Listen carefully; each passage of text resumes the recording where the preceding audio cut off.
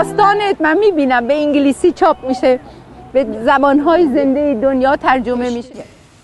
This is a memoir, Sohail's memoir, and it tells the story of three generations of women, predominantly. Sohail's grandmother, her mother, and herself. این داستان نوشتن این خاطرات قولیه که من به مادرم در تهران دادم قبل از اینکه بیام استرالیا، ولی همیشه این بود برای اینکه من و مادرم خیلی رنج بردیم. من دختر بزرگ، اونم که همسر پدرم.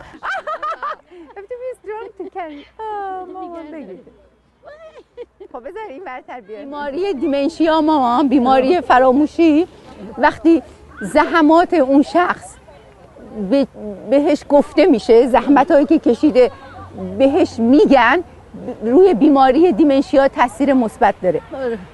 چون دیمنشیا داشت برای همین گفتم میذاشتیم تو کیفش کجا بره، کجا خونه کجاست، میرفت راه میرفت، اینا همه خوب بود.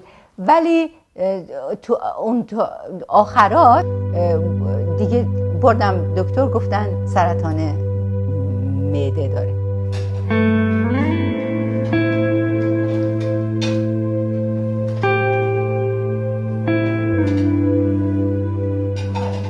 تو تا همین 10 روز پیش راه رفتی 4 کیلومتر هر روز.